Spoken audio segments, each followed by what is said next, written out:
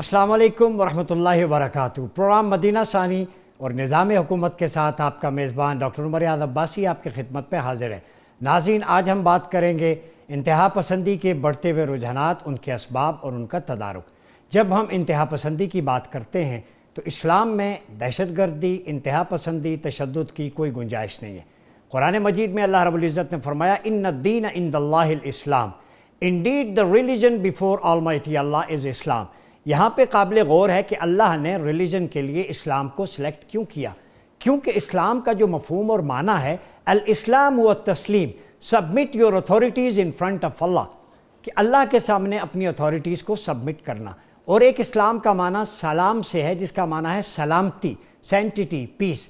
اسی لیے آپ صلی اللہ علیہ وسلم نے فرمایا المسلم من سلم المسلمون من لسانہ و یدہ، مسلمان وہ ہے جس کی زبان اور ہاتھ سے دوسرے مسلمان محفوظ رہیں۔ یہی نہیں بلکہ فرمایا خیر الناس من ینفع الناس، the best among people who is source of benefit for the people۔ یہ گلوبل آرڈر ہے اسلام کا اور پروفٹ آف اسلام کا، جہاں پہ مسلمان کی بات ہی نہیں ہوئی، فرمایا خیر الناس، تم میں سے بہترین انسان وہ ہے۔ اٹ مینس کہ اسلام جو ہے انسانیت کی بات کرتا ہے، ہیومینٹی کی بات کرتا ہے، پیس اینڈ کو ایگزسٹنس اور انٹرفیتھ ہارمنی کو پروموٹ کرنے کی بات کرتا ہے۔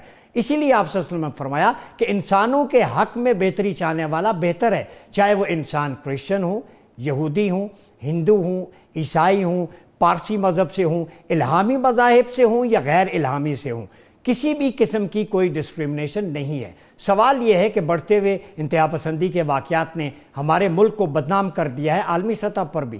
ڈریگ کرنا، لاشیں گرانا، جلاؤ گھیراؤ، مسلح کرنا، جب protocol and ethics of war جو آپ صلی اللہ علیہ وسلم نے 1400 سال پہلے دیے، فرمایا during the war non combatant کو قتل مت کرو، during the war don't kill innocent, معصوم کو مت قتل کرو، don't kill women, don't kill elders, don't kill the person who is involved in disease, جو بیمار ہیں اس کو مت قتل کرو، درختوں کو مت کاٹو۔ یہ پروٹوکولز آف وار آپ صلی اللہ علیہ وسلم کے ہیں، تو ہم معاشرے میں ان کی تعلیمات کے مطابق انتہا پسندی اور دہشت گردی کو ختم کرنے میں کیوں ناکام ہے؟ افواج پاکستان تو ملٹری فرنٹ پہ اپنا کام کر رہی ہیں، تعلیمی اداروں میں ہمارے علماء کو، اسکالرز کو آگے آ کے اسلام کی اصل روح کو سامنے لانا ہوگا تاکہ معاشرے سے انتہا پسندی کے رجحانات کو ختم کیا جا سکے۔ اس کے لیے ہمیں جوائن کیا ہے جناب جے سولک صاحب نے، جو ورلڈ مائنورٹی الائنس کے کنوینر ہیں۔ ہمارے ساتھ موجود ہیں سینئر وکیل سپریم کورٹ اظہر صدیق صاحب، اور ہمیں جوائن کیا ہے بریگیڈیئر مسعود خان صاحب جو دفاعی تجزیہ کار ہیں۔ بریگیڈیئر صاحب، آپ کی طرف آؤں گا، یہ بتائیں کہ ایمرجنگ ٹرینڈز جو ہیں ریڈیکلائزیشن کے، ایکسٹریمزم کے، دوبارہ سے جڑیں پکڑ رہے ہیں۔ ملٹری فرنٹ پہ تو افواج پاکستان ان کا مقابلہ کر رہی ہیں اور ہم نے اس کی بے خونی کی ہے، تو یہ آئیڈیالوجیکل فرنٹ پہ جو defiling of the holy Quran کا اگر کیس ہو، اس نام پہ لوگوں کے گھروں کو جلانا، مائنورٹیز کو، دوسری کمیونٹیز کو ہرٹ کرنا وداؤٹ پروف، تو یہ کس طرف جا رہی ہے؟ اس کا اسباب کیا ہے اور اس کا سولوشن کیا ہے؟ میرے خیال میں یہ بڑی بدقسمتی کی بات ہے کہ ایسے واقعات ہو رہے ہیں، تو میرے خیال میں ایسا ہونا نہیں چاہیے جس طرح کے واقعات ہم نے ریسنٹلی دیکھے ہیں۔ اور میرے خیال میں اس میں جو ہمارے علماء ہیں خاص طور پر ان کا بڑا کلیدی کردار ہے، اور لوگوں کو ایجوکیٹ کرنے کی بات ہے۔ اور دیکھیں کہ جب ہم ہولی پروفٹ کی لائف کو دیکھتے ہیں تو وہاں پہ جو ان کی تعلیمات تھی اور جو ان کی سیرت تھی اس کے مطابق اگر ہم عمل کریں تو میرا خیال میں ان تمام چیزوں کو ایڈریس ہو سکتا ہے۔ اور دیکھیں کہ جہاں پاکستان کے اندر جتنے کمیونٹیز ہیں، اسپیشلی جو چاہے وہ ہمارے عیسائی بھائی ہیں یا ہندو ہیں، سکھ ہیں، یہ سب مل کے پاکستان کے تعمیر و ترقی میں ایک بڑا کردار ادا کر رہے ہیں، تو میرا خیال میں ہمیں ایسے چیزوں پہ قانون کو اپنے ہاتھ میں ضرور نہیں لینا چاہیے، بالکل نہیں لینا چاہیے، بلکہ کوشش یہ کرنا چاہیے کہ لوکل ایڈمنسٹریشن کو بھی اس میں انوالو کرنا چاہیے، اور علماء جو ہے مقامی علماء کو آن بورڈ لے کے ان چیزوں کو ہمیں ایڈریس کرنا چاہیے، تاکہ اس سے کسی کی بھی دل آزاری۔ دیکھیں پاکستان کا آئین بھی یہی کہتا ہے کہ ہمیں نہ کوئی ایسا عمل کرنا چاہیے جس کی وجہ سے کوئی کسی کے دل آزاری ہو یا نقصان ہو یا کسی کے جذبات کو ٹھیس پہنچے۔ بریگیڈیئر صاحب، چونکہ میں سمجھتا ہوں کہ سیرت النبی کا مطالعہ کریں تو میثاق مدینہ میں انکلوسیو سوسائٹی کی بات ہے، جو آرٹیکلز ہیں اس کے، آپ صلی اللہ علیہ وسلم نے پارٹیسپیشن دی سب کمیونٹیز کو۔ यहूद का एक कबीला था बनी औफ, उनके साथ एग्रीमेंट हुआ और उन्होंने कहा कि आपको वो बराबर के सारे हुकूक हासिल हैं।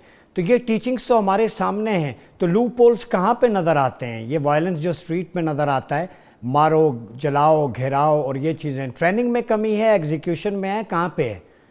मेरे ख्याल में एजुकेशन में कमी है, अवेयरनेस में कमी है। और देखें, इसीलिए मैं कह रहा हूँ कि मेंबर और महराब से जहाँ पे हमारे उलमा जहाँ बैठते हैं और उस पर एजुकेट करें लोगों को, और स्पेशली डिस्ट्रिक्ट लेवल पे वहाँ पे डिस्ट्रिक्ट एडमिनिस्ट्रेशन का इसमें भी बड़ा रोल होना चाहिए। कोई ऐसा वाक़या होने से पहले हमारी कोशिश होनी चाहिए कि हमें इंफॉर्मेशन हो, इंटेलिजेंस हो कि ऐसा कुछ होने वाला है, तो वाक़या करने से पहले हमें वहाँ उसको रोकना चाहिए। और बदकिस्मती से देखें कि ऐसे वाक़यात जब रूनमा होते हैं तो पाकिस्तान की बड़ी बदनामी होती है इंटरनेशनल फोरम्स पे, वहाँ पे जिससे पाकिस्तान एक जिसको ऑलरेडी पाकिस्तान के पीछे लोग लगे हुए हैं, तो इसको पाकिस्तान कहते हैं बड़ा रेडिकलाइज कंट्री है। लेकिन देखा जाए तो पाकिस्तान में चंद ऐसे वाक़यात हुए हैं, बहुत कम ऐसे हैं कि ऐसे वाक़यात हैं, लेकिन दुनिया में जहाँ बाकी मज़ालिम हो रहे हैं, मुसलमानों के साथ हो रहे हैं, चाहे वो गजा की रिसेंट सूरत हाल है वो देख ले, इंडिया के अंदर जो मुसलमानों के साथ हो रहा है, Indian illegally occupied Jammu and Kashmir में मुसलमानों के साथ हो रहा है, तो वो भी मज़ालिम है। तो मेरा ख्याल में हमें इन तमाम चीज़ों को देखना चाहिए। और देखें, दुनिया की बर की तंजीमें, चाहे ह्यूमन राइट्स काउंसिल वाले हैं, एमनेस्टी इंटरनेशनल वाले हैं, ये सब लोग इन चीज़ों पे वो अपने खदशात का इजहार करते रहते हैं। लेकिन मेरा ख्याल में हम सबको इंटरनेशनली भी, इंटरनेशनल कम्युनिटी को भी एक दोहरा रवैया इख्तियार नहीं करना चाहिए। जहाँ उनकी मतलब की बात होती है तो वो अपना मतलब निकाल लेते हैं, जहाँ किसी मुल्क को खींचना हो या पाकिस्तान को फिक्स करना हो तो वो फिर अपने मतलब के हिसाब से काड़ी चीज़ें बनाते हैं। ब्रिगेडियर साहब ये बताइए, ये लाइमलाइट में आ जाते हैं ये वाक़यात, आपने दुरुस्त फरमाया, इंडिया में होते हैं, जैसे म्यांमार बर्मा का आपने देखा, फ़लस्तीन का आप देख लें, तो क्यों पाकिस्तान में अगर छोटा सा वाक़या भी हो जाए तो उसको हाईलाइट किया जाता है कि कहीं हमारे एसेट्स लग जाएंगे रेडिकल लोगों के हाथों? पाकिस्तान ही क्यों निशाने पे होता है मजहबी इंतहा पसंदी को लेके? जी हाँ, देखें ये आजकल का दौर है, 5th जनरेशन वारफेयर का दौर है जी। और जिस तरह की चीज़ें डेवलप, जिस तरीके से प्रोजेक्ट की जा रही हैं कि ऐसा वाक़या छोटा सा भी होता है उसको एक्सप्लॉइट किया जाता है। फिर देखें हमारे जो इंडिया जो है, हमारा जो अज़ली दुश्मन है, वो इसको उठाता है। जब देखा रिसेंट वाक़यात आपने आज़ाद कश्मीर में वाक़यात देखे हैं या एल्सवेयर या कराची में चंद वाक़यात हुए हैं, तो 5th जनरेशन वारफेयर आजकल सोशल मीडिया का दौर है। जिस तरह उसकी प्रोजेक्शन की जाती है, इंडियन का मेन स्ट्रीम मीडिया उसको उठाता है, सोशल मीडिया उठाता है, वेस्टर्न मीडिया उठाते हैं, तो वो समझते हैं कि पाकिस्तान बेसिकली देखें एक न्यूक्लियर पावर है, वो समझते हैं एक थ्रेट है, तो इसलिए वो पाकिस्तान को प्रेशराइज करने की कोशिश करते हैं। तो मेरा ख्याल में हम सबको मिलजुल के हमें रहना चाहिए। जो भी पाकिस्तान में रहता है वो पाकिस्तानी है और उसका अपना एक रोल है पाकिस्तान की तामीर और तरक्की में। अज़हर सिद्दीक साहब, आपकी तरफ आऊँगा, बहुत शुक्रिया आपके वक्त का। ये बताएं, आपका चूँकि बड़ा वसी एक्सपीरियंस है और ब्लास्फेमी पे, फाइनलिटी ऑफ प्रॉफिटहुड पे बहुत सारी प्रोसीडिंग्स में आप हिस्सा रहे हैं। D filing of the Holi Quran article मौजूद है कानून में, तो अगर किसी पे इल्ज़ाम लगता है तो इंडिविजुअल को तो कोई राइट नहीं है कानून हाथ में लेने का। कोर्ट्स हैं, अदालतें हैं, प्रोसिक्यूशन है, थ्रू प्रोसेस जाना चाहिए। इस हवाले से आप क्या कहेंगे?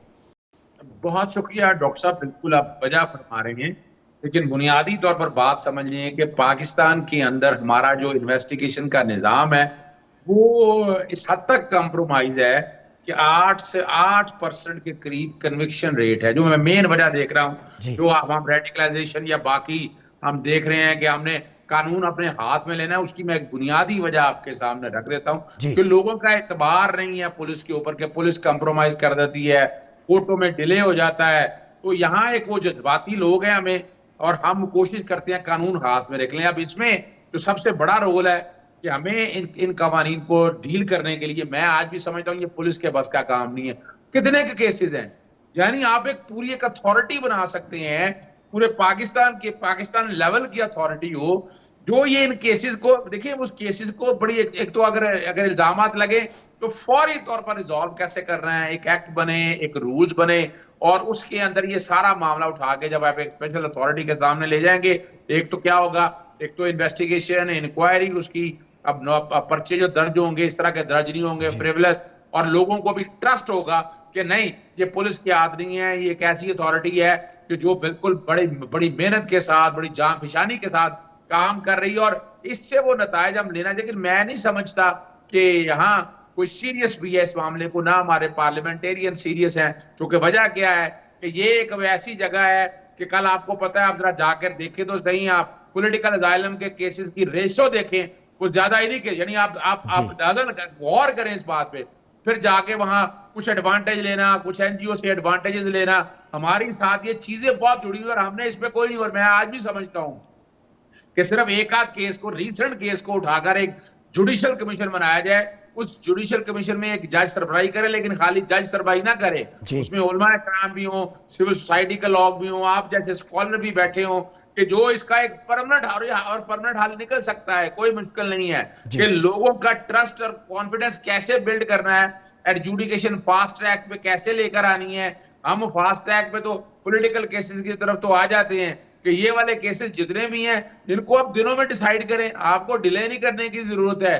جب آپ دیکھیں گے لوگوں کو بھی اندازہ شروع ہو جائے گا کہ اگر بلاسفیمی اور اگر یہ اس طرح کی انسائٹمنٹ ہوئی ہے, یا فرض کریں ریلیجس فیلنگ کو ہرٹ کیا ہے, بلاسفیمی ہوئی ہے, تو انہیں بھی اندازہ ہوگا کہ ان کے آئین اور قانون کے مطابق فیصلہ ہو رہا ہے اور ان کی بات سنی جا رہی ہے. یہ فرسٹریشن کا جو یہ لیول ہے نا, یہ بڑا ڈینجرس ہے. پھر علاوہ نہیں ایک اور بات بھی ہے, اس میں میڈیا کو ریگولیٹ کرنے کی بات ہے. یہ سینسٹیو ایشو ہوتے ہیں, اس کو زیادہ پروجیکشن نہیں دینی چاہیے. ہمارے ہاں ہم روک ہی نہیں سکے اس بات کو.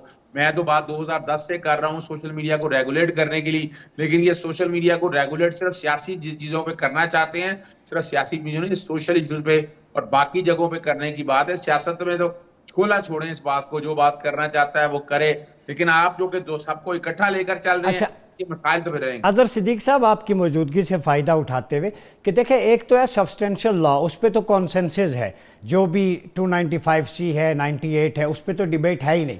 جو پروسیجر لا ہے, اس کا پروسیجر, جیسے آپ نے اشارہ کیا ہے, ایس پی لیول کا ایک انویسٹیگیشن آفیسر ہو, کمپیٹنٹ ہو, وٹنس اکٹھے کرے, اور جو پینڈنگ کورٹ میں مقدمے ہیں ان کو نپٹایا جائے تاکہ عوام کا اعتماد بحال ہو. تو کیا سمجھتے ہیں آپ, کتنے پینڈنگ مقدمات ہیں, اس کے لیے آپ کیا ریکمینڈ کریں گے تاکہ ان چیزوں سے بچا جا سکے؟ دیکھیں, ایک بات تو جیسے میں سمجھ گیا نا, جہاں تک تو ہمارا پاکستان پینل کوڈ ہے وہ 295 سے شروع ہو جائیں, اے بی سی, وہ کمپلیٹ اور وہ ڈیٹیل میں ڈسکشن ہو چکے ہیں ہماری سپریم کورٹ تک, ہائی کورٹ تک, یعنی وہ سزا کا ایک میکنزم بڑا واضح ہے. اصل جو بات ہے وہ پروسیجر لا کے حوالے سے, procedure code of criminal procedure, دیکھیں کچھ ایسے جیسے نیب لا ہے. اب نیب کے لا کو کیا کیا انہوں نے اس کے لیے پروسیجر لا میں باقاعدہ اپنے رولز بنتے ہیں, ان کا اپنا طریقہ کار ہے. تو ہمارے پروسیجر لا میں آج بھی سمجھتا ہوں کہ اس کے لیے رول سے مسئلہ نہیں حل ہوگا, اس کے لیے ایک باقاعدہ قانون ہو کہ جو اس کی انویسٹیگیشن پروسیجر کو, جیسے کوڈ آف سول پروسیجر ہے, کوڈ آف کرمنل پروسیجر ہے, یا کوڈ آف کرمنل پروسیجر میں ایک چیپٹر اس حوالے سے سیپریٹ دے دیا جائے. لیکن یہ پولیس کے بس کا کام نہیں ہے, نہ ایف آئی اے کے بس کا کام ہے. جو پولیٹیکل اپروچز والے ادارے ہیں, وہ چاہے نیب لے لیں, ایف آئی اے لے لیں, ان سے نکالنا ہوگا. اور یہ ہمیشہ کے لیے جو چیپٹر ہے یہ ختم کرنا کوئی مشکل کام نہیں ہے, جب لوگوں کو انداز. اور دوسرا دیکھیے گا, ہمیں یہ بھی دھیان رکھنا ہے کہ کل لوگ اس طرح کے جعلی مقدمے بنا کے کل جا کے پولیٹیکل اسائلم بھی لیتے ہیں. آج ذرا قوم کے سامنے یہ ڈیٹا رکھیں کہ کتنے لوگ ہیں جو اس چکر میں ایک ایف آئی آر کروائی اور اس کے بعد پولیٹیکل اسائلم جا کے لے لیا. اس کے پیچھے نظر یہی آ رہا ہے کہ وہ خود لوگ انوالو ہیں کہ اپنے آپ کو یہ ایڈوانٹیج. یہ ہوتا ہے پاکستان میں, یہ ہو رہا ہے, آپ کے نالج میں ہے؟ جی بالکل بالکل, میں نے کہی ہے. یعنی آپ پولیٹیکل اسائلم کے جا کے یہ بلاسفیمی کے حوالے سے کیسز تو دیکھیں, وہاں جا کے باہر کے ملک میں کتنے لوگ ہیں, اور بڑھیا سب سے آسان کام ہے یہ پولیٹیکل اسائلم لینا. تو یہ کتنا بڑا جرم ہے اظہر صدیق صاحب, فیبریکیٹڈ اس ایشو کو جو بڑا حساس ہے, حرمت رسول کے نام پہ اسائلم لینا. کیا بات ہے آپ اظہر صدیق صاحب, حیرت ہو رہی ہے مجھے, اس ملک میں یہ ہو رہا ہے. جی میں نے تو پولیٹیکل اسائلم کے کیسز وہاں دیکھے نا, جا کے اسائلم لے رہے ہیں, وہاں جا کر یہ ہو رہا ہے یہاں پر. اور دیکھیں, اور یہ روکنا ہے اس ایلیمنٹ کو روکنا ہے ہمیں یہ زیادتی ہے ہمارے ساتھ. ہم آج بھی, میں اسی لیے تو کہہ رہا ہوں کہ اس میں ایک جوڈیشل کمیشن میں نے نکالے نا آج تک پولیٹیکل اسائلم کے کیسز جتنے باہر جا کے لوگوں نے جو بلاسفیمی لا سے ہیں, ذرا یہ تو چیک کریں کہ اس کے اندر جو ملزمان ہیں وہ زیادہ تر کہاں ہیں, جو یہاں اگر پکڑے گئے ہیں اس کے علاوہ کہاں ہیں. وہ پولیٹیکل اسائلم میں ہے اور وہ جو کہ وجہ ہے سیف ہیون ہو گیا. اور یہاں بھی اگر آپ نے یہاں جھوٹا پرچہ درج کیا ہے تو جس نے جھوٹا پرچہ درج کیا اس کے خلاف کارروائی ہونی. ایک اور ایلیمنٹ بڑا ضروری ہے, ملیشیس پروسیکیوشن کو کیسے ختم کرنا ہے. ہمارے یہاں پولیس کے حوالے سے تو وہ آپ کو پتا ہے کلندرا کٹتا ہے, نام کا کلندرا کٹتا ہے, وہ کلندرا ہے, ذرا بندہ پوچھے صحیح اس سے. اور یہاں بھی آپ کو کم از کم ایسا ہونا چاہیے کہ اگر کوئی جھوٹا درخواست دے گا کرے گا تو اس کو کل اندازہ ہو کہ اس کی سزا کم از کم آدھی سزا ہوگی, چلیں پوری سزا نہ ہو. آپ جب تک یہ والا چیپٹر بھی کور نہیں کریں گے نا تب تک یہ مسائل چلے رہتے ہیں. آذر صدیق صاحب آپ کی طرف دوبارہ آؤں گا. ہمارے ساتھ موجود ہیں جولیس سالک.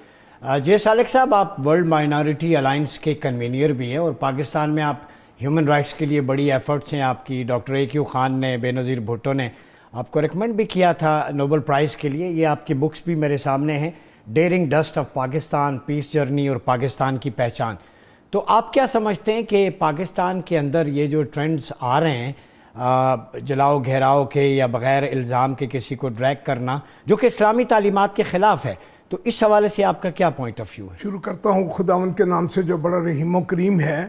ڈاکٹر صاحب, پہلی بات تو یہ ہے کہ آپ نے جب پاکستان بنایا گیا تو یہ پہلے کلیئر کریں کہ یہ پاکستان ساری کمیونٹی نے مل کے بنایا ہے. جی, یعنی پہلے یہ ابھی تک ڈیفائن نہیں صحیح میں ایکسپلین ہی نہیں کر سکے کہ یعنی یہ پاکستان مل کے اس وقت جو برہمن تھے وہ اس وقت مسلمانوں سے بھی ہیٹ کرتے تھے اور کرسچنوں سے بھی ہیٹ کرتے تھے, کیونکہ اسلام میں یہ بڑا ضروری کہ اسلام میں چھوت نہیں ہے, نفرت نہیں ہے, تعصب نہیں. یہ اور جو آپ نے پہلی بات کہی ہے نا, جب تک یہ دیکھیں مساک مدینہ 6 عہد ہیں, اگر آپ گھر گھر ایکسپلین کر دیں, لوگوں کو بتا دیں کہ حضور پاک نے مسیحیوں سے انٹرفیت تو آج بنی ہے نا, انٹرفیت تو یہ تو یعنی یہ فارن کی طرف سے یہ ہمیں کوئی دی گئی ہے کستوری, حالانکہ یہ کستوری ہمیں 1400 سال پہلے مل گئی ہے. گلوبل آرڈر آپ صلی اللہ علیہ وسلم نے دے دیا انٹرفیت کا, مساک مدینہ. مساک مدینہ, اگر آپ مساک مدینہ یعنی اگر گھر گھر میں اسکولوں میں ہے مساک مدینہ کا کوئی پیریڈ ہے نہیں ہے. میں نے ہائی کورٹ میں کیس کیا تھا جی, اور یعنی بابر صاحب نے آرڈر کیا تھا نگران گورنمنٹ کو کہ بھی اس کو سلیبس میں شامل کرو.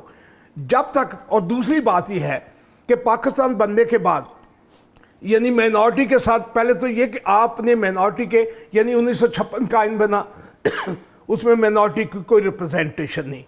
اور اس کے بعد 1962 کا آئین بنا, اس میں مائنارٹی کی ریپرزینٹیشن نہیں. اس کے بعد 1973 کا آئین بنا, اس میں مائنارٹی کی کوئی ریپرزینٹیشن نہیں. جس آئین کی باتیں وکیل صاحب سارے کرتے ہیں اس میں کوئی میں ان سے پوچھوں گا. ہاں پوچھ لیجئے, مائنارٹی کا کوئی ریپرزینٹیشن نے سائن نہیں کیے ہوئے. اس کے بعد جو 18ویں ترمیم ہوئی ہے اس میں مائنارٹی کی کوئی ریپرزینٹیشن نہیں ہے. لہٰذا جب تک آپ یعنی دنیا کا جو بھی آپ America, Canada, Australia, New Zealand, Holland, German سارے نیشن پر ہوتے ہیں. فلسطین جو ہے وہ نیشن پر ہے, یعنی جارج حباش کرسچن ہے, خالدہ لیلہ کرسچن ہے, لیکن وہ فلسطین کی آزادی کی جنگ لڑ رہے ہیں. جی, جارج حباش نے آپ کو پتہ تنظیم بنائی, وہ آزادی. ہمارے ہاں نیشنلزم کو پروموٹ نہیں کیا گیا. جو ہماری بدنصیبی یہ ہے کہ نیشنلزم کوئی نہیں ہمارے یہاں پر. امریکن سینٹر موجود ہے, برٹش سینٹر موجود ہے, لیکن پاکستانی نیشنل سینٹر موجود نہیں ہے. سر آپ نے ہمارے بچوں کو کیا ایجوکیشن دی ہے؟ آپ کہہ رہے ہیں کہ ایجوکیشن کی کمی ہے, وکیلوں کو آپ کیا کہتے ہیں نیشنل انکلوسیو سینٹر ہو جہاں پہ سب کی ریپرزنٹیشن ہو؟ نہیں, نیشنل سینٹر ہوا کرتے تھے آپ کے پاس. جی, آپ کے پاس اظہر صاحب کو پتہ ہے 28 نیشنل سینٹر تھے. جی بالکل. کس نے بیچے تھے؟ یعنی یہاں پر بھی ہوتا تھا, یہاں پر الحمرا میں بھی ہوتا تھا. اظہر صاحب کو پتہ ہے اس میں یہ ایک نیشنل سینٹر, یعنی آپ نے نیشنلزم پروموٹ نہیں کیا بچوں میں. بکلا کی آپ دیکھیں, جب ہم کہتے ہیں کہ یہ ابھی انہوں نے بات کی, ابھی ہم تھوڑی دیر پہلے خبر دیکھ رہے تھے, بکلا بوتلیں مار رہے ہیں, جوتے مار رہے ہیں, پتہ نہیں کیا کیا کر رہے ہیں. مطلب بکلا تو ایجوکیٹڈ ہے نا. آپ قوم کی بات کر رہے ہیں. اصل بات یہ ہے کہ سر ٹارگٹ کو آپ کہتے ہیں وکیلوں میں بھی ریڈیکلائزیشن کا عنصر. دیکھیں آپ کے سامنے میں نہیں کہہ رہا, یہ اظہر صاحب بتائیں گے. وہ جہاں پر اپنے کسی, کیونکہ آپ نے امپلیمنٹیشن کی طرف نہیں آئے. اب ہم جو ہیں, اب سر آپ اسمبلی میں ہیں, میں اظہر صاحب کو پتہ ہے ہمارا کیس 70 نشستیں بغیر بیلٹ پیپر کے اسمبلی میں ہیں, 60 خواتین کی. کون سی جمہوریت؟ اچھا مجھے ایک بات بتائیں, آپ سچ بولنے والے ہیں, میں جانتا ہوں آپ کو. آپ نے ابھی آف دی ریکارڈ ایک کیس کا ذکر کیا ابھی پچھلے دنوں، ایک بچی کے ساتھ کرسچن کمیونٹی کی ریپ ہوا، اسے دبا دیا گیا، تو کیوں ہوتا ہے ایسے؟ آپ بولیں، بات کریں نا. پتہ وجہ کہ کچھ لوگ اپنے بچوں کے لیے، بچیوں کے لیے، آپ نام نہ لیں، کیا میجورٹی کمیونٹی سے اس کا تعلق تھا؟ اس نے کیا، ٹھیک ہے، بچہ میجورٹی کا تھا، بچی مائنورٹی کی تھی، یہ ساری یہ ہو رہی ہیں، لیکن جب آپ جیسے لوگ اس کو دبائیں گے تو میں دبا نہیں رہا بات جی، میں قصوروار اپنے آپ کو کہہ رہا کہ ہم نے کون سا، یعنی بچوں کو سمجھایا کون سا ہے، اویئرنس کون سی دے رہے ہیں. یہ بڑا اچھا اظہر صاحب نے کہا، بلکہ مسعود صاحب نے کہا. میں آپ کو ایک بات بتاؤں، یہاں میں ایک حدیث کوٹ کروں گا، اس لیے آپ کے لیے انکریج. آپ صلی اللہ علیہ وسلم نے فرمایا جس نے کسی غیر مسلم کو، نان بلیور کو ناحق قتل کیا، روز محشر میں اس کی طرف سے اس کے خلاف وکیل ہوں گا. جب اتنی چھوٹی ہے تو پھر آپ کیوں گھبراتے ہیں؟ پاکستان میں رول آف لا ہے. آپ بات کریں چاہے میجورٹی سے ہو مائنورٹی سے ہو. بچی مائنورٹی کا کیا مطلب ہے؟ بچی جو ہے تعداد میں اقلیت ہے، باقی ان کے حقوق اقلیت میں نہیں ہے، وہ برابر ہے. میں ابھی آپ کے یہاں سے فارغ ہونے کے بعد میں نے جانا ہے ساری صورتحال کے لیے. کیا کوئی پریشر ہے کسی کی طرف سے؟ نہیں، کوئی پریشر نہیں ہے. ہمیں خدا کا شکر ہے، میں 4 دفعہ قومی اسمبلی کا ممبر رہا. اس بچی کو انصاف ملنا چاہیے، انصاف ملنا چاہیے. بالکل. جی، میں فیڈرل منسٹر رہا، نوبل پیس پرائز کے لیے آفیشلی نامینیٹ ہوں. ایک زمین نہیں، کرپشن نہیں، پلاٹ نہیں، قرضہ نہیں، لوٹ مار دی. یہ میں اس لیے سب کچھ کہہ رہا ہوں تاکہ لوگوں کو پتا ہمارا اصل ہمارا پیغام جو جاتا ہے لوگوں پہ اثر نہیں کرتا. وہ انہیں پتا ہوتا ہے کہ پالیٹیشین بددیانت ہے، جس کی وجہ سے لوگوں تک اثر نہیں ہو رہا. میں یہ کہنا چاہ رہا ہوں اظہر صاحب سے کہ آپ نیشنلزم نہیں پاکستان میں پروموٹ کیا. آپ نے، یعنی میں ایک بات ضرور کہوں گا کہ آپ نے وہ رکھا ہوا تھا سرمن، ہو میرا کام غریب. یہ آپ 8ویں 7ویں 9ویں 10ویں کے بعد جب آپ اس قابل ہو جاتے ہیں لوگوں کی وہ سرمن کہاں گیا؟ ناظرین، یہاں وقت ہوا چاہتا ہے ایک چھوٹے سے بریک کا، ملتے ہیں وقفے کے بعد. ویلکم بیک ناظرین، پروگرام میں ایک دفعہ پھر آپ کا خیر مقدم کرتے ہیں. مدینہ ثانی اور نظام حکومت میں آج ہم بات کر رہے ہیں انتہا پسندی کے بڑھتے ہوئے رجحانات، اس کے عوامل اور اس کا تدارک. ہمیں جوائن کیا ہے علامہ ابتسام الہی ظہیر صاحب نے، مشہور عالم دین ہیں. ابتسام بھائی، آپ کی طرف آؤں گا. یہ بتائیں کہ ابھی جو سرگودا کا واقعہ ہوا ہے، defiling of the holy Quran, اس کے نام پہ کرسچن کمیونٹی پہ اٹیک ہوا، اور پولیس نے بروقت کارروائی کی اور بڑے حادثے سے بچ گئے. جب قانون موجود ہے ہمارے ہاں، 295C ہو، 295ABC، defiling of the holy Quran ہو، بلیسمی لا ہو، تو پھر لوگ اپنے ہاتھ میں قانون کیوں لیتے ہیں اور پھر ڈریگ کرنا، لاشوں کو جلانا، مسلح کرنا؟ اسلام کی تعلیمات کے یہ منافی ہے. کیا وجہ ہے اس کی اور اس کا حل کیا ہے؟ بات یہ ہے کہ جو بلیسفیمی اور اس سے متعلقہ جتنے ایشوز ہیں اس میں پبلک کے بارے میں ایک جو غلط پرسیپشن پیدا ہو گئی ہے کہ قانون جو ہے شاید اس مسئلے کے اندر اپنا رول پلے نہیں کرتا. اگرچہ اس طرح کے ایویڈنس سامنے آئے ہیں کہ جس کے اندر ہم سمجھتے ہیں قانون کئی مرتبہ اس میں تساہل کا مظاہرہ کرتا ہے، لیکن اس پرسیپشن پہ بلیو کر کے اس طرح کے اقدامات اٹھانا جو اسلام کی روح کے بھی مخالف ہو اور انسانیت کے تقاضوں کے مخالف ہوں، یہ کسی بھی طور پر درست نہیں ہے. ہاں، ہمیں کتنی بھی مرتبہ قانون کے حوالے سے نا امیدی یا مایوسی کا سامنا کرنا پڑے، لیکن بہرحال ہمارا پھر بھی یہی کام بنتا ہے کہ ہم قانون کے ساتھ ہی تعلق استوار کریں، قانون کے ساتھ ہی رجوع کریں. اس کی بنیادی وجہ یہ ہے کہ کئی مرتبہ ایسا ہوتا ہے کہ فیصلے آپ کے اس لیول کے اوپر نہیں آتے جو میرٹ بنتا ہے، لیکن اس کے باوجود ہمیں اسلام نے یہ بات کہی ہے کہ ہمیں ان معاملات کو اپنے ہاتھ میں لینے کی بجائے معاملات کو دوبارہ عدالتوں کی طرف ہی پیش کرنا چاہیے. اس کی وجہ ہوتا ہے قاضی کا کام بہرحال ایویڈنس کو کلیکٹ کرنے کے بعد اپنا ایک فیصلہ سنانا ہوتا ہے، اور اس میں کئی مرتبہ خطا کے امکانات بھی ہوتے ہیں. اس خطا کے احتمالات کی وجہ سے قاضی کے جملہ فیصلوں کو جو ہے نا ان کی نفی کر دینا یا اس طرف چلے جانا کہ جس سے باقاعدہ انسٹیٹیوشنز جو ہیں ان کی اپنی افادیت مجروح ہو جائے، تو یہ کسی بھی طور پر درست نہیں ہے. کسی بھی ریاست کو بنانا، ریاست میں کنورٹ ہونے بچانے کا یہی طریقہ ہے کہ اگر عدالتوں میں کسی موقع پہ خطا ہوتی بھی ہے یا وہ کسی ایشو کو ایڈریس نہیں بھی کرتے، تو آپ دوبارہ انہی کو ریویو کے لیے اور انہی کے پاس جو ہے نا نظر ثانی کے لیے جائیں. جو اپر کورٹس موجود ہوتے ہیں ان کے پاس اپنی اپیلز کو لے کے جائیں. تو اگر یہ عمل بار بار کیا جائے گا تو آٹومیٹکلی اس کے نتیجے کے اندر جو ہے نا مثبت فیصلے آنے کے احتمالات بڑھتے جائیں گے. لیکن جہاں تک تعلق ہے ہیومن ایرر کا، ہیومن ایرر تو کسی ایک کیس نہیں، کسی بھی کیس میں اس کے احتمالات بہرحال موجود رہتے ہیں.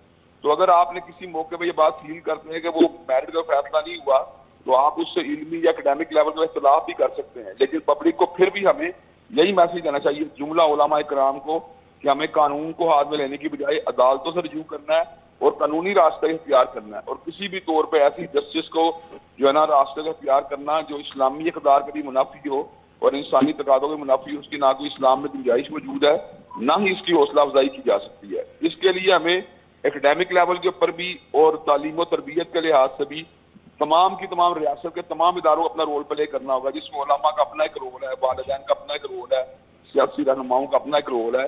جتنے بھی اوپینین لیڈر سوسائٹی کے اندر ایگزسٹ کرتے ہیں ان تمام لوگوں کو پبلک سینٹیمنٹس کو جو ہے نا ایڈریس کرنا چاہیے, اور یہ بات کہنی چاہیے کہ ایسے معاملات کا اپنے جذبات کو قابو میں رکھ کے میرٹ کی طرف آگے بڑھنا ہے, اور انشاءاللہ اس کو انشور کرنے کے لیے ہمیں ملک کے اندر اپنی عدلیہ اور قوانین کے جو راستے ہیں ان کو مضبوط کرنا ہے. اچھا ابتسام الہی ظہیر صاحب, خوارج کا ایک سلسلہ ہے, ظاہر ہے یہ تکفیر کا سلسلہ وہاں سے شروع ہوا تھا. چاروں فقہا نے, ایون امام احمد بن حنبل بھی ہیں اس میں شامل, امام ابن تیمیہ, ابن قیم کا مطالعہ کریں, عبداللہ بن باز کا, تو کونسنسز ہے خوارج کے حوالے سے. یہ خوارج کی فلسفی پاکستان میں دوبارہ ابھر رہی ہے, چاہے وہ افواج پاکستان ہو, ریاستی ادارے ان کو ہٹ کیا جاتا ہے, اور ایک وائلنس کی, ایکسٹریمزم کی, ریڈیکلائزیشن کی ویو نکلتی ہے. تو اس تکفیر کی بے خونی کیسے کی جا سکتی ہے؟ میں یہ بات سنا کسی حد تک آپ کی نا ایگری اس لیے نہیں کرتا کہ عام طور پہ اس طرح کے کام کرنے ہوئے کوئی انسٹیٹیوشن سامنے نہیں آتا, کوئی ادارہ یا آرگنائزیشن سامنے نہیں آتی, بلکہ یہ ایک ایسا ایک رد عمل ہوتا ہے جس کے اندر بالکل عام قسم کے لوگ سامنے آ رہے ہوتے ہیں. تو اس کا مطلب یہ ہے کہ یہ کوئی خوارج کی جو فکر ہے نا اس کے اثرات نہیں ہے, بلکہ ہماری اپنی پبلک کے اندر جو فرسٹریشن پائی جاتی ہے یا غصہ یا اینگر پایا جاتا ہے یا ریاستی اداروں کے بارے میں اعتمادی پائی جاتی ہے, وہ ایک رویہ سامنے آتے ہیں. خوارج کی فکر جو ہوتی ہے اس کا تو پیچھے ایک لٹریچر بھی موجود ہونا چاہیے اور اس کے پیچھے ایک تربیت گاہیں بھی موجود ہونی چاہیے. وہ منظم گروہ کی شکل میں یہ کردار ادا کرتے ہیں, جبکہ پاکستان میں اس طرح کوئی منظم گروہ, کوئی منظم لٹریچر, کوئی منظم تقاریر نہیں نظر آتی, بلکہ جب کسی بھی موقع پہ یہ واقعہ رونما ہوتے ہیں ان کے پیچھے سیکرڈ جو شخصیات یا سیکریچرز ہوتے ہیں ان کے ساتھ ایک افیلیشن کا ایک عوامی رد عمل سامنے آتا ہے. تو میں یہ سمجھتا ہوں کہ اس چیز کو ایڈریس کرنے کی ضرورت ہے. جہاں تعلق فکر خوارج کی بات کا, تو وہ چیز جو ہے پاکستان میں کو منظم انداز کے اندر خاص طور ہمارے بڑے شہروں میں نظر نہیں آتی. ٹھیک. اچھا یہ بتائیں, پیغام پاکستان نیریٹو بھی آیا, فتویٰ 1200 علماء کے اس پہ سائن بھی تھے, تو اس کے باوجود بھی یہ واقعات رکنے کا نام نہیں لیتے. تو انٹر فیتھ ہارمنی کے لیے آپ کیا سمجھتے ہیں؟ پہلے انٹرسیکٹ ہارمنی ضروری ہے, چونکہ ہم سوشل میڈیا پہ دیکھتے ہیں فضیلت کے ایون موضوع پہ فلاں افضل ہے فلاں نہیں ہے, آپس میں گتھم گتھا ہوتے ہیں, اہل بیت اور صحابہ کے حوالے سے ایسی بحث ہوتی ہے. تو اس سے کیسے بچا جا سکتا ہے؟ دیکھیں جی, میں یہ بات سمجھتا ہوں کہ پاکستان کے اندر جو ہے نا ایک بات جو ہے نا کو پروموٹ کرنا ضروری ہے, چاہے وہ کسی بھی سیٹ کے لوگ ہوں, کہ آپ کسی بھی شخصیت کی جتنی مرضی قدر کریں, جتنی مرضی عزت کریں, احترام کریں, کیونکہ احترام اور عزت کے اوپر تو کوئی کسی کے اوپر قدر عنایت نہیں کر سکتا. لیکن دوسرے کے کسی اکابرین کی جو توہین یا اس کے بارے میں جو ایسے سینٹیمنٹس کا اظہار کرنا جو کسی بھی طور پہ ہلاک کے ساتھ مطابقت نہ رکھتے ہو, ڈیروگیٹری ہوں, ان سے اوائڈ کرنا بڑا ضروری ہے. اگر آپ ایسے جو ہے اوپینینس دیں گے جس کے نتیجے کے اندر کسی دوسرے کے کابرین کی شخصیات مجروح ہوں, تو الٹیمیٹلی اس کے نتیجے میں ایک نفرت پیدا ہوتی ہے. چنانچہ ہمیں اس بات کو معاشرے میں پروموٹ کرنے کی ضرورت ہے کہ ہم اپنے کابرین کی عزت کرنے کے ساتھ ساتھ دوسروں کے کابرین کے بارے کے اندر بھی جو ہے نا ایسا رویہ اپنائیں جس سے معاشرے میں کسی قسم کی اشتعال انگیزی پیدا نہ ہو. بہت شکریہ ابتسام صاحب, آپ کی طرف آتا ہوں. اظہر صدیق صاحب, کچھ سوالات اور جو حقائق ہیں وہ جے سالک صاحب نے بیان کیے. انہوں نے یہ کہا ہے کہ ریڈیکلائزیشن کا عنصر وکلاء میں بھی ہے, نظر آتا ہے. کیا کہتے ہیں اس چیز کو؟ آپ تو اکیڈمک انٹلیکچوئل وکیل ہیں. ڈاکٹر صاحب اس میں تو کوئی شک نہیں ہے, یہ معاشرے کے ہر فرد میں ہے. اگر آپ دیکھیں کہ ہم نے, میں یہ کہوں کہ یہ ہم لوگوں میں بھی نہیں ہے, بالکل یہ ہر, اور ہمارے ہم جو کہ کوشش کرتے ہیں, لیکن ہمارے یہاں ایک اکا دکا واقعہ ہے جو کبھی فرض کر لیں سال میں کوئی 5 7 یا 8 9 واقعات اگر دیکھ لیں تو 1,60,000 کی ہماری کمیونٹی ہے. تو یہ حقیقت, اور اس میں ایک مین وجہ میں سمجھتا ہوں کہ ہمارے ہاں لا موڈس اور ایتھکس پڑھائے جاتے تھے لا کالجز میں. ہم نے یہ دیکھیں سب سے جو بڑا معاملہ ہے جو ہے نا, وہ آپ ہر کالج میں, ہر یونیورسٹی میں, ہر سکول میں ایتھکس کی تعلیم جو ہے نا وہ لازمی ہے. اور درگزر ہونا, افو درگزر ہونے کا جو اسلام کے بیسک پرنسپل ہیں وہ پڑھانا بھی ضروری ہے. اور وہ جب تک آپ چیزوں کو ہینڈل کر رہے ہیں نا, یعنی دیکھیں قانون نے راستہ اپنا دیا ہے, اور کہ بلاسفیمی اگر ہوئی ہے تو ہم بجائے یہ کہ قانون اپنے ہاتھ میں لیں, مقدمہ درج کرائیں, اس کو پرسو کریں, اچھے وکلا کریں, پوری انرجی ہم عدالتوں کی طرف لگائیں, تو یہ پاسبل ہے. یعنی اور یہ چیزیں بھی ٹھیک ہو سکتی ہیں. لیکن من حیث القوم کیونکہ وجہ ہے کہ ہماری لیڈرشپ جو ہے, ہمارے جو حکمران ہیں وہ ان کی ریزسٹنس پاور آپ دیکھ لیں, آپ ان میں دیکھیں تو صحیح کہ وہ ایگریشن کتنا ہے ان کا. اور موقع میں اسمبلی کے اندر آپ نے حال نہیں دیکھا اسمبلی کے اندر کیا مچھلی منڈی بنی ہوتی ہے, کیا ہلڑ بازی ہو رہی ہوتی ہے, وہ سارا ہم دیکھ رہے ہوتے ہیں اپنی آنکھوں کے. جی اظہر صدیق صاحب, آپ کا پوائنٹ آف ویو آ گیا, یہاں وقت تو آ جاتا ہے ایک چھوٹے سے بریک کا. ملتے ہیں بریک کے بعد. ویلکم بیک ناظرین, پروگرام کا سلسلہ آگے بڑھاتے ہیں. اظہر بھائی, یہ ایک چیز کا یہ بتائیں کہ ماضی میں حلف نامہ یا ختم نبوت کے حوالے سے بہت ساری چیزیں اسمبلی کے فلور پہ بھی ان سے چھیڑ چھاڑ کی گئی ہے. آپ کو یاد ہوگا ماضی میں اس بیس پہ لوگ باہر نکلے, تو یہ بھی ایک جواز فراہم کرتا ہے پبلک کو کہ قانون بنانے والے لوگ جب حلف نامے میں تبدیلی کریں گے تو عوام کا اعتماد ختم ہو جائے گا. کیا کہتے ہیں آپ؟ دیکھیے میرا تو بڑا واضح اوپینین ہے, اور واقعی وہ حلف نامے میں تبدیلی کی تھی. نواز شریف کا کس حد تک ہاتھ انوالو تھا وہ ہم سب نے دیکھا. آپ نے دیکھا کہ مولانا میر ظفر اللہ جمالی جو ہے انہوں نے استعفیٰ دے دیا, شیخ رشید صاحب نے اور مولانا اللہ بسایا نے اس معاملے کو اس وقت اٹھایا تھا, ہم نے دیکھا. اور یہ آپ کیا سمجھتے ہیں, نواز شریف انوالو تھے ختم نبوت کے حلف نامے کی تبدیلی میں؟ اس میں جو بیسک انکوائری ہے, جو لنڈن میں لوگ بیٹھے ہوئے ہیں, کہ وہ جو امینڈمنٹ ہوئی تھی وہ نواز شریف کی مرضی سے ہوئی تھی, پرپوز ہوئی تھی. پھر جو ان کی ٹیمیں تھیں, شاہد احمد یا زاہد احمد, جو لوگ اس میں انوالو تھے, انوشا کا نام بنا کے آ رہا تھا. انوشا کا میں نہیں سمجھتا پاکستان تحریک انصاف کے لوگوں کو انوالو کرنے کی کوشش کی, لیکن اس معاملے کی تحقیق نہیں ہوئی. اس معاملے کی تحقیق ہونا بڑی ضروری تھی تاکہ ان ایلیمنٹ کو نکالا جائے, ان کو نشان عبرت تو کم از کم بنایا جائے کہ یہ وہ لوگ ہیں کہ جس کی وجہ سے معاشرے میں, آپ کو پتہ ہے کہ ہمارے ہاں 311 سیکشن تعزیرات پاکستان میں ڈالا ہے فساد فی الارض کا, کہ ایسا کوئی کام جس سے معاشرے میں فساد برپا ہو وہ نہیں کر رہا آپ نے. وہ اگر کریں گے تو فساد فی الارض کا قانون کا اطلاق ہوگا, لیکن وہ ہم نے اس قانون کا بھی اطلاق ہم نے نہیں دیکھا کہ اس طرح ہو سکا. اور ہم نے یہ جیسے یہ معاملے ہیں نا, یہ سارے آئی واش ہوتے ہیں, پولیٹیکل استعمال کیے جاتے ہیں, اور کل ان کو اوپن چھوڑ دیا جاتا ہے. ان کو اوپن چھوڑنے کی آپ بات کیا سمجھتے ہیں, میاں صاحب نے جو تقریر کی اس میں اپنے ساتھ ہونے والی زیادتیوں کا ذکر تو کیا, لیکن اس بات کا ذکر نہیں کیا کہ ختم نبوت کے حلف نامے کے ساتھ کیوں چھیڑ چھاڑ کی گئی؟ بالکل, دیکھیں نا, یہ تو ہمارا مطالبہ ہے. آج نواز شریف جو بھگت رہا ہے وہ اسی وجہ سے بھگت رہا ہے, یہ ہمارا ایمان بھی ہے. ہم یہ بھی سمجھتے ہیں کہ وہ جتنا دیکھیں نا, اتنی بڑی طاقت لے کر آج وہ اقتدار میں نہیں آ سکا. کیا وجہ ہے؟ اب ذرا غور تو کرے نا, یہ کیسے ہو سکتا ہے؟ یہ یعنی آقا دو جہاں حضور نبی اکرم صلی اللہ علیہ وسلم کی شان میں کوئی گستاخی کرے اور یہ معاملے کو لے کے جائے تو رب پاک اس معاملے کو چھوڑ سکتے ہیں؟ سوال ہی پیدا نہیں. تو جس نے کائنات تشکیل دی ہے اور جب محبوب جسے اتنا پیار ہے, جتنا عشق ہے, وہ کیسے اس معاملے کو. اور یہی تو میں کہتا ہوں کہ اور یہی وجہ ہے کہ ہم یعنی ہمیں میری سمجھ سے باہر ہے کہ ایک چیز یہ طے ہو گئی ہے اور آخرت تک یہ رہنی ہے, لاکھوں سال بھی جب گزر جائیں. یہ جو پرنسپل قرآن مجید نے طے کر دیا ہے, نبی آخری زمان کے بعد کوئی نبی نہیں آنا, یہ بات کلوز ہے, یہ شٹ ہے. اس میں کس کو اوپن کرنے کا تو سوال ہی پیدا نہیں ہوتا. اب جب رب کی دی ہوئی حد کو کوئی عبور کرتا ہے. جی بالکل, بے شک. جی جے سالک صاحب, آپ کی طرف آؤں گا. کیا کہتے ہیں, پاکستان میں جو کرسچن کمیونٹی ہے, باقی مائنورٹیز ہیں, ان کو ملنے والے حقوق سے آپ متاثر ہیں؟ دیکھیں جی, حقوق تو یعنی ساری جو یعنی 24 کروڑ لوگ ہیں, حقوق تو سب مانگ رہے ہیں. اس میں ہم سارے امپلیمنٹیشن کی طرف جانا چاہ رہے ہیں.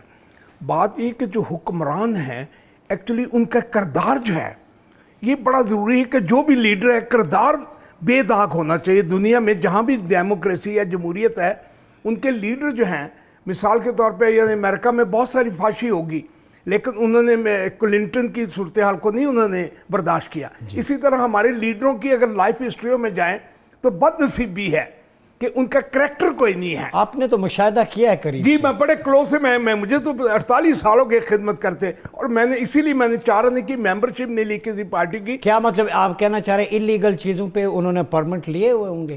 سر ان کا آپ ایک چیز کو دیکھیں. رمیش کمار نے پارلیمنٹ میں کہا تھا کہ ہمارے نام پہ یہ پرمٹ لیتے ہیں. سر یہ سب کو پتا ہے کہ شراب مسیح لے نہیں سکتے, نہ ان کو لینے کی ضرورت ہے, یہ سب کچھ پتا ہے, سب کو پتا ہے. آپ کے ہاں بھی وہ فاربیڈن ہے؟ ہاں بالکل, جیسے ہمارے ہاں. بڑی بد نصیبی ہے, منافق ہے سر, بد نصیبی کہ ہم منافقت کرتے ہیں. تو کیا سمجھتے ہیں, ہمارے پاس دیکھیں ایک ماڈل ہے ریاست مدینہ کا, ایک مسیحی نمائندہ جولیس سالک بیٹھ کے کہہ رہا ہے میثاق مدینہ، کانسٹیٹیوشن آف مدینہ یہ حل ہے۔